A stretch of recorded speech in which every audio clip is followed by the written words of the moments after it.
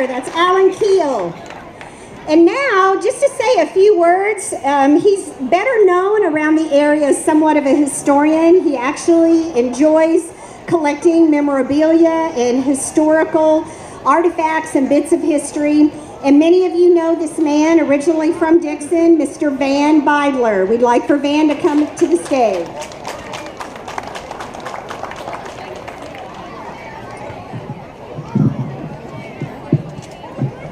I'm Van Baydler, and I grew up in Dixon. It's my hometown, and I'm just going to give you a little brief history. Dixon was born a railroad town. It first depended on the Frisco Railroad. The South Pacific Railroad only ran through Rolla before the Civil War, and the Frisco Railroad Company was organized in 1868, and that was the line that was completed to Springfield, and 100 railroad workers built the line camped on what's now C Highway before moving to town.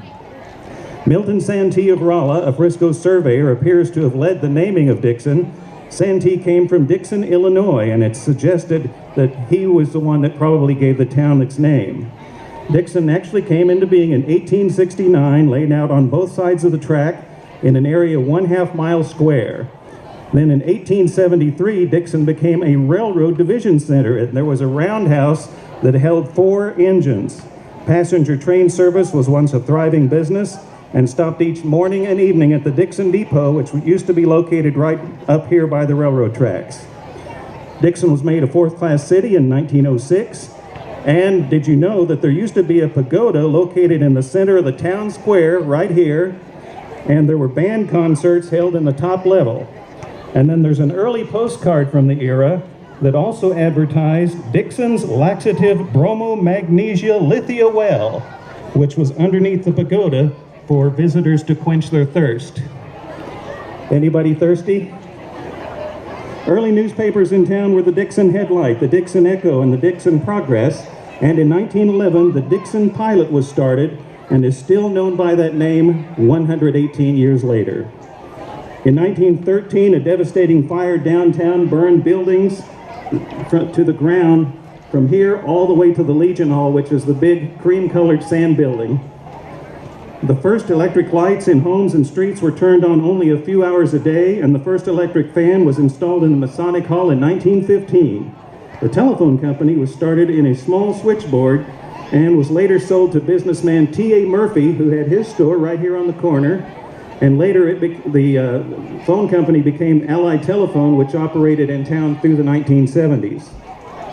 In 1948, Dixon's own Theater of Tomorrow opened, showing the latest films from Hollywood. The building still stands down here. It's got kind of the square look. There used to be a theater marquee that said Dixon's Theater of Tomorrow in neon. And one of the first pictures to show there was Road to Rio with Bing Crosby and Bob Hope. Dixon celebrates its 150th year this year, and 50 years ago the town observed its centennial celebration. And I'd like to see by a show of hands how many people were here during the centennial 50 years ago. Quite a few. The centennial was a great experience for me. I was about 12 years old. Many of the town's leaders went all out to make it a memorable celebration, just like they have for us here today.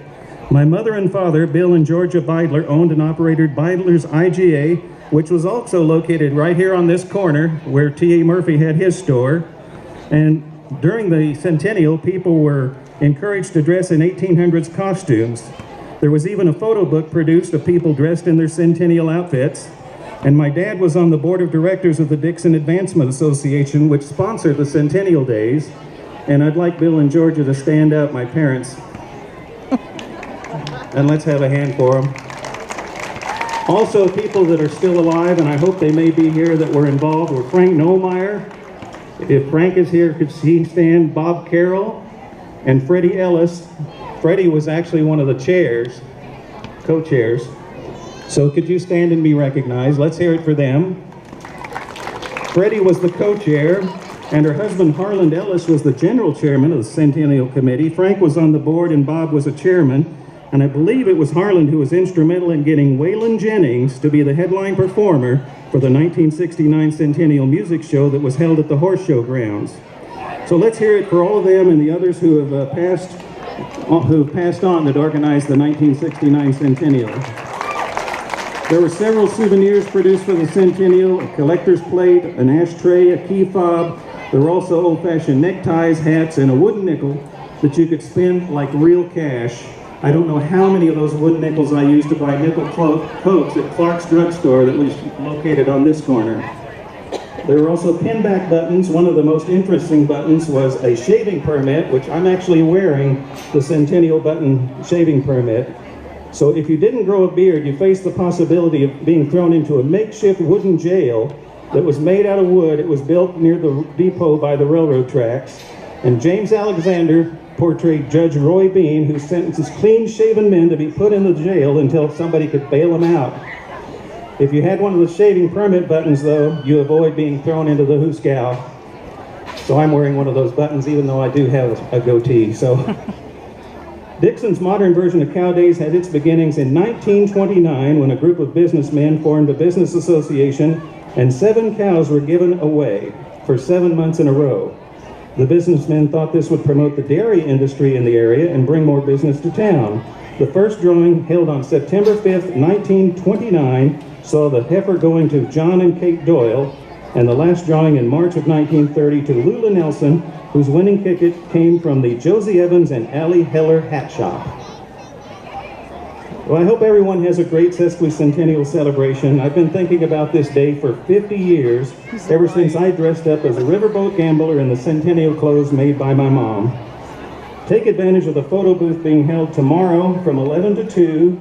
It'll be by the wall mural at the Home Plate Grill. They'll have centennial clothes and props, or you could bring your own centennial clothes.